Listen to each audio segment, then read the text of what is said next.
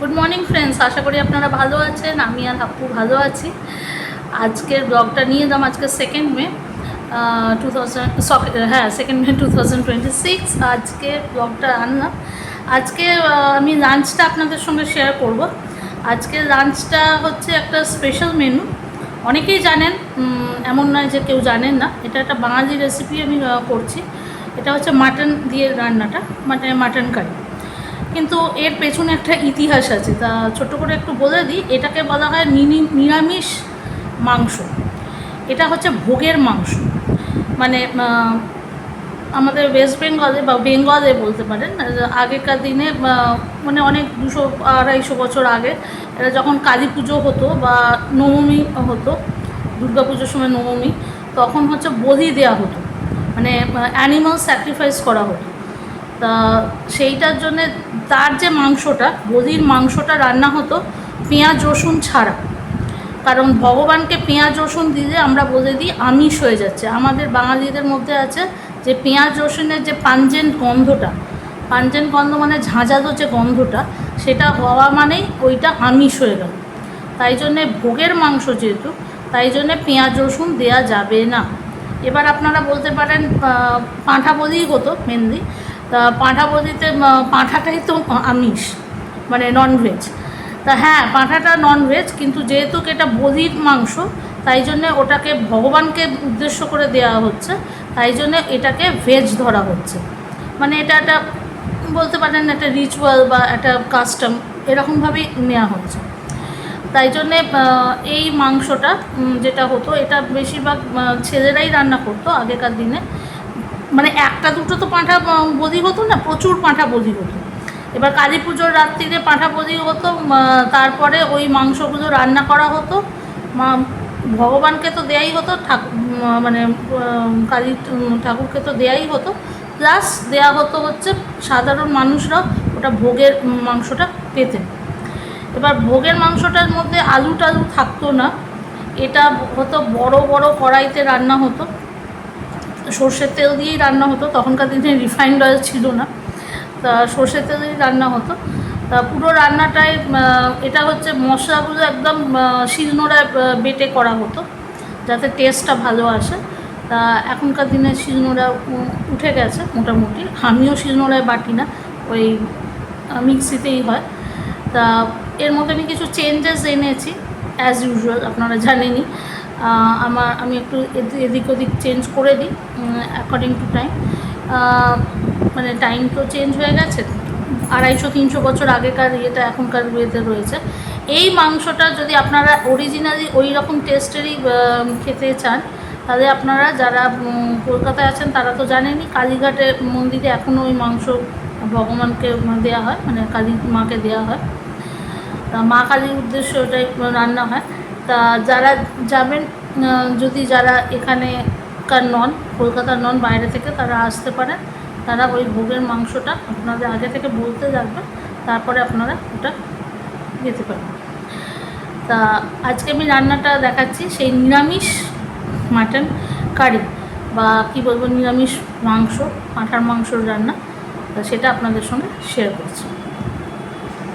আচ্ছা, এটার জন্য আমি পাঁঠার মাংস নিয়েছি। এটা মোটামুটি 500 মাংস আছে। আমি ছোট ছোট পিস করেছি।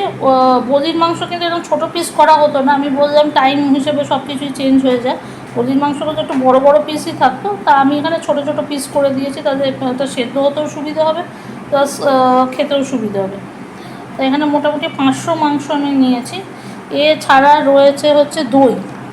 দইটাকে আমি 200 গ্রাম মতো দই আমি জল দিয়ে একটু ভালো করে ফেটিয়ে নিয়েছি। আর এটা টক আপনারা জানেন, আমি তাই জন্য একটু চিনিও দিয়ে দিয়েছি এটার মধ্যে। ফেটিয়ে রেখে দিয়েছিলাম যাতে দইটা ভালো করে ভুলে যায়। এছাড়া হচ্ছে এখানে লাগবে হচ্ছে হলুদ গুঁড়ো, ধনে গুঁড়ো, জিরে গুঁড়ো। এখানে হচ্ছে আমি নিয়েছি কাশ্মীরি মির্চ রঙটার জন্যে। আপনারা কিন্তু ওরা কিন্তু মানে শুকনো লঙ্কা বেটেই রান্না করতো আগেকার দিন। এখনকারও যেগুলো মাংস যারা করে নিরামিষ পাঁঠার মাংস, তারা কিন্তু এই শুকনো লঙ্কা বেটেই করে। তা আমি তো শুকনো লঙ্কা বাটবো না আর শুকনো লঙ্কা দিয়ে দেবো না, আমি জাস্ট কালারের জন্য এইটা দিলাম। এছাড়া হচ্ছে নুন আছে, চিনিও আমাকে অল্প দিতে হবে। এটা হচ্ছে আদা পেস্ট, এটা হচ্ছে গরম মশলা, এটা ঘি দেখতেই পাচ্ছেন। ফোড়নে যাচ্ছে হচ্ছে, এটা আমি অ্যাড করেছি অল্প একটু জিরে, গোটা জিরে দেবো, তেজপাতা, শুকনো লঙ্কা, গোটা গরম মশলা আমি একটু ফাটিয়ে দিয়েছি, এগুলো দেখতেই পাচ্ছেন। আর আমি এখানে যেহেতু আমি কোনো লঙ্কা গুঁড়ো শুধু দিচ্ছি, লাল লঙ্কা গুঁড়োটা আমি দিচ্ছি জাস্ট কালারের জন্য, তাই জন্য আমি 3টে কাঁচা লঙ্কা দিচ্ছি। আর এটা হচ্ছে স্পেশাল জিনিস, এইটা আগেও ছিল, এখনও আপনাদের দিতে লাগবে। এটা হচ্ছে হিং। হিংটা আমি একটু জলে ভিজিয়ে রেখেছি।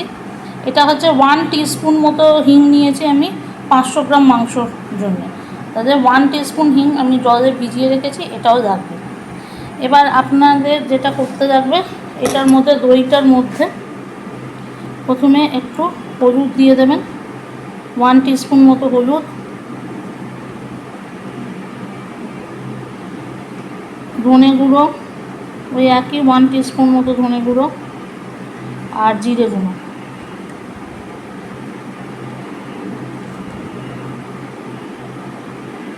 এরপরে হচ্ছে আপনারা তো যদি লাল লঙ্কা গুঁড়ো দেন, তাহলে লাল লঙ্কা গুঁড়ো যে যতটা ঝাল খাবেন সেই রকম দেবেন। আমি জাস্ট কালারের জন্যে আমি এটা কাশ্মীরি মির্চ দিয়ে দিচ্ছি।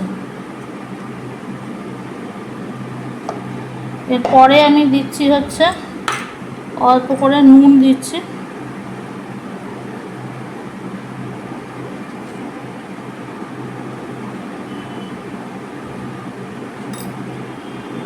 ও আরেকটা জিনিস আপনাদের দেখায়নি, এটাও আমি অ্যাড করেছি। এটা আমি এটা আলুগুলোকে ভেজে রেখে দিয়েছি। আলু কিন্তু ওরা ভোগের মাংসতে আলু দেয়া হয় না, আলুটা আমি দিয়েছি।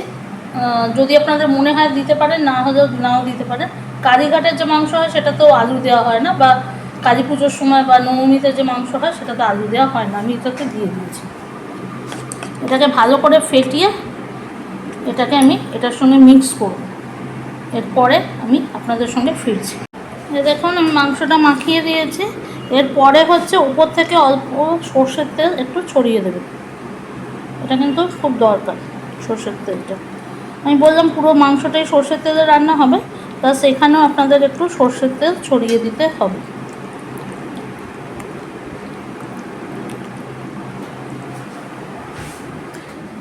এখানে দেখতে পাচ্ছেন, এখানে আমি সর্ষের তেল ইয়েতে বসিয়ে রেখেছি অলরেডি। এখানে একটু গরম করতে যা সময়টা লাগবে না বেশিক্ষণ।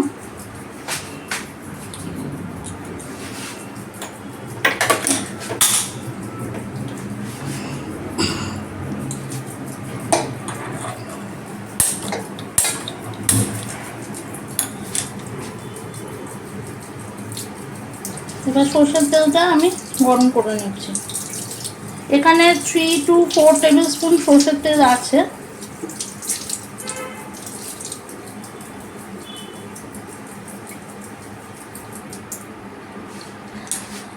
এখানে আমি আলুটা ভেজে রেখেছিলাম, তখন আরেকটু সর্ষের তেল বেশি দিয়েছিলাম, মানে 5 টেবিল স্পুন মতো সর্ষের তেল দিয়েছিলাম, এখন 4 টেবিল স্পুন মতো আছে। আলুটা ভাজাই রয়েছে, এটাকে আমি একটু গরম হতে দেব। দেখতেই পাচ্ছেন গরম হয়ে গেছে মোটামুটি।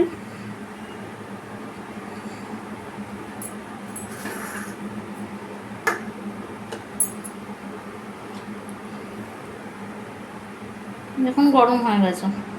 প্রথমেই আমি দিয়ে দেবো হচ্ছে জিরে গুঁড়ো,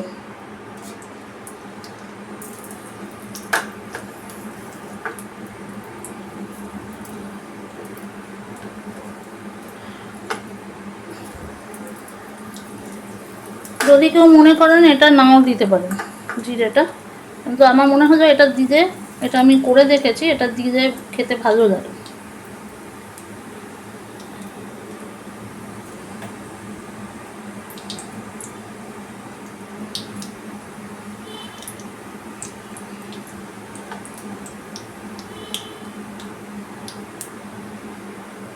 দেখবেন যেন বেশি পুড়ে না যায় জিরে।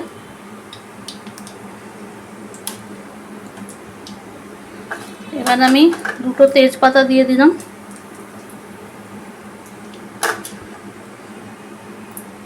আর শুকনো লঙ্কা গুঁড়ো একটু চিড়ে দিয়েছি মাঝখানে, দিয়ে দিচ্ছি।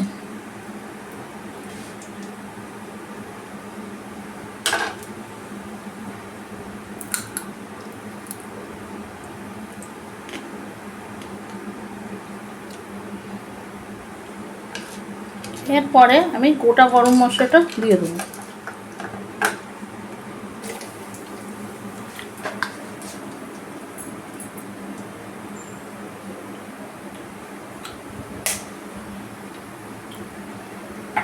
গোটা গরম মশলাটা দেওয়ার পরে আপনাদের দিতে হবে এখানে 1 চামচ চিনি, মানে 1 টিস্পুন চিনি।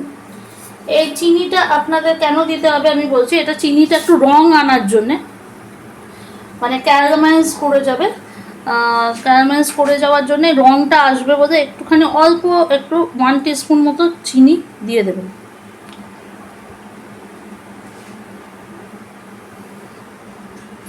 আচ্ছা, এরপরে আমি দিচ্ছি হচ্ছে 1 টিস্পুন আদা পেস্ট।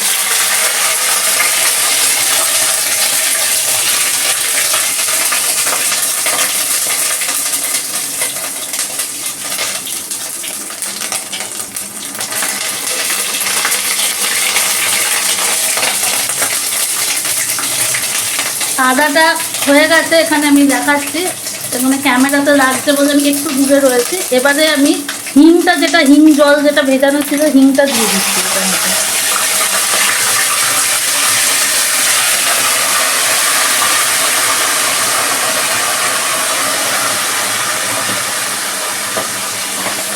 আলুগুলো দিয়ে দিলাম।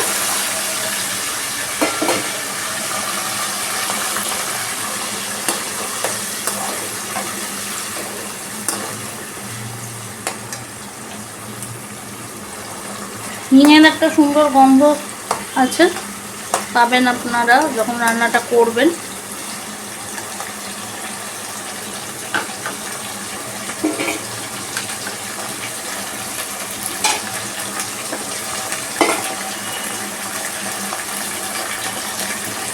এরপরে আমরা মাংসটা নিয়ে আসছি, এখান থেকে নিয়ে এলাম। মাংসটাতে অলরেডি আমাদের করা হয়েই গেছে পেস্টটা। এই মাংসটা দিয়ে দিচ্ছি। এটা আমরা ফেলবো না, এটার মধ্যে জল দিয়ে আমরা এটার মধ্যে দেবো। তবে এখন একটু সময় লাগবে, আগে এটাকে কষাতে হবে। ওরা কিন্তু পুরো রান্নাটা 5-6 ঘন্টা ধরে কষিয়েই করতো, কারণ অত অত মাংস বুঝতেই পারছেন, 1 কিলো 2 কিলো মাংস তো নয়, তার বেশি কাঁটাবুজি হতো, তা অনেক টাইম লাগতো। তা আমি এখানে কিছুটা কষিয়ে নেবো, তারপরে প্রেশার কুকারে দিয়ে দেবো। নাহলে অত ঘন্টা করলে এমনি তো গ্যাসের দাম, গ্যাসের পাওয়া যায় না, আর অত ঘন্টা ধরে করতে গেলেও অসুবিধে হয়ে যাবে। অন্তত পাঁঠা মাংস ভালো করে সেদ্ধ হতে 1 ঘন্টা কমসে কম লাগবে আমার। তা আমি অত করছি না, আমি এখানে এটাতে একটু নুন দিয়ে দেবো, দিয়ে এখন এটাকে আমি 15 মিনিট মতো কষাবো। কষিয়ে তারপরে এটা আমি কষানোর পরে আমি যখন প্রেশার কুকারে ট্রান্সফার করব তখন আপনাদের দেখাবো আবার। তা এখন নুনটা দিলাম। এবার এটা জলটাকে, মানে দইয়ের যে দিয়েটা, জল তো কিছু না, দইয়ের যে গ্রেভিটা, সেটাকে আমি একটু কম করতে দেবো। 10-15 মিনিট পরে আপনাদের সঙ্গে আবার ফিরছি। আচ্ছা, 15 মিনিট হয়ে গেছে, আমি এটাকে ট্রান্সফার করে দিয়েছি অলরেডি প্রেশার কুকারে। এটা আমি ট্রান্সফার করার সময় দেখা যান না, এই কারণে, কারণ আপনারা বুঝতেই পারছেন কড়াই থেকে প্রেশার কুকারে এক হাতে আমি ট্রান্সফার করতে পারবো না। অলরেডি একটা প্রবলেম আমি আগেই করে ফেলেছি, যারা ভালো করে দেখছেন হয়তো বুঝেছেন।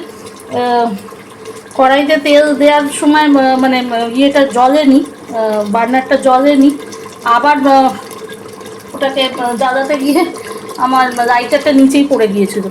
যাই হোক, তা সেই জন্য অলরেডি যেহেতু একটা গড়বড় করে ফেলেছি, আমি তখন ক্যামেরা অফ করিনি, তা আর গড়বড় করতে চাইছিলাম না। এবারে আমি দিয়ে দিলাম, এটা আপনারা দেখতেই পাচ্ছেন, কষিয়ে নিয়ে এটার মধ্যে আমি এবার 3টে কাঁচা লঙ্কা দিয়ে দিলাম। এরপরে যে জলটা আছে, এটার মধ্যেই আমি একটু হালকা গরম জল দিয়ে দিয়েছি, খুব বেশি গরম জল না, হালকা করে একটু জল গরম করে এটার মধ্যে দিয়ে দিয়েছি যাতে মশলাটা যায়। এটাকে আমি একটু নাড়িয়ে এটাকে 4 থেকে 5টা সিটি দিয়ে, এটা কিন্তু একদম মানে ওরা যেটা করতো একদম ঘন ঘন করতো, কষা মাংসর মতোই হতো, খুব একটা ঝোল থাকতো না। একদমও শুকনো নয়, তবে খুব একটা ঝোল থাকতো না। তা আমি এখানে কতটা ঝোল রাখবো সেটা আমার মতো ডিপেন্ড করবে। তবে এখন আমি প্রেশার কুকারে আগে সেদ্ধ করব, সেদ্ধ করাটাই ফার্স্ট প্রায়োরিটি। এখন বাকি সব দেওয়া হয়েই গেছে। এটা বন্ধ করার আগে আমি এখানে একটু হাফ এ টিস্পুন আমি একটু গরম মশলা দিয়ে দিলাম।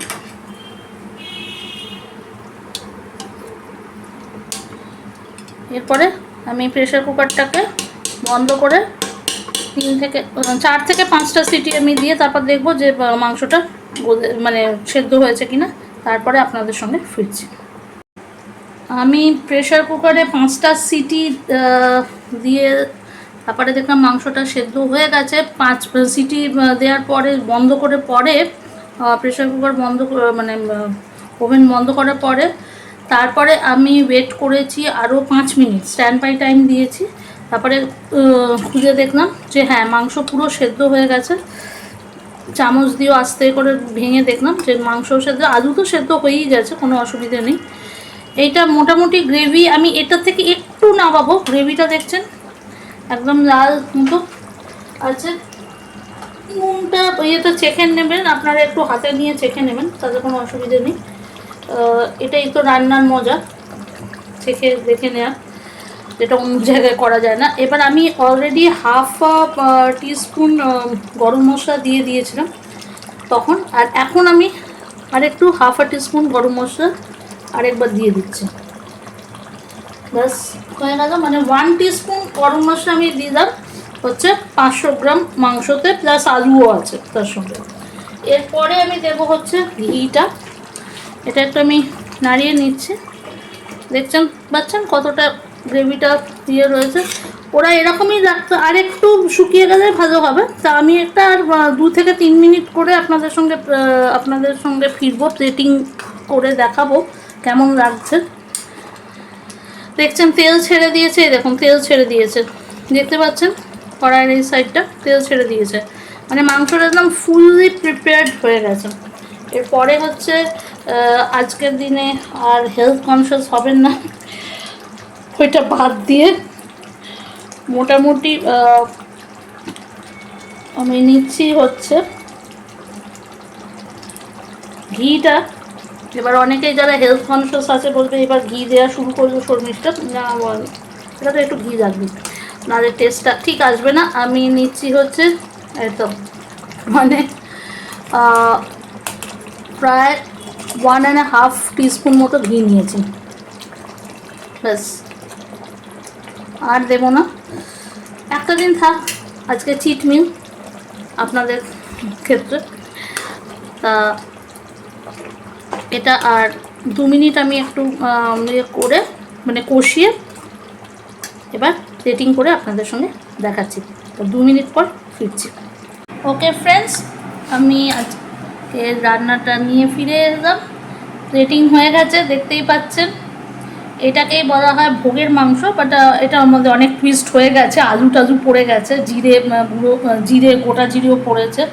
যাই হোক, অনেক কাঁচা লঙ্কাও পড়েছে, ওরা কাঁচা লঙ্কা দেয় না, আলু দেয় না, গোটা জিরে দেয় না, বাট স্টিল এটা হচ্ছে নিরামিষ রান্না, নিরামিষ মাটন কারি, মানে veg mutton curry. I don't know যারা বাইরে আছেন তারা কী করে বিশ্বাস করবেন যে mutton curry and that is also veg, how can that be? Well, that is because it is without any onions and garlic.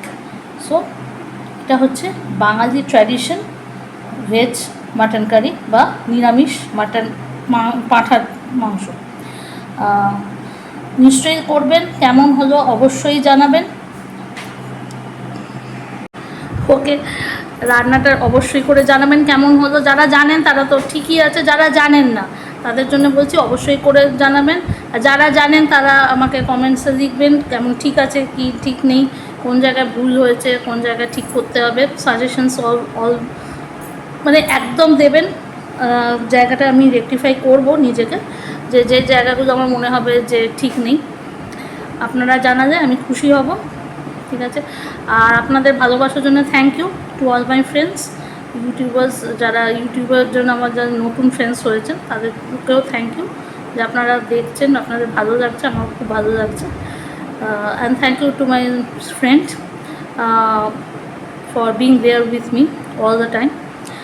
আমার এত কথা শুনেও সে রয়েছে, আমার কথা শোনে কী কী যদি কোনো রেসিপিতে কোনো ভুল হয় সেটা রেকটিফাই করে দেয়। তা আপনারাও করবেন, আমার খুব ভালো লাগবে। অ্যাজ এ ফ্রেন্ড আমি সবাইকে বলছি থ্যাংক ইউ। আজকের মতো এতটাই। Love you all, take care and see you in next blog.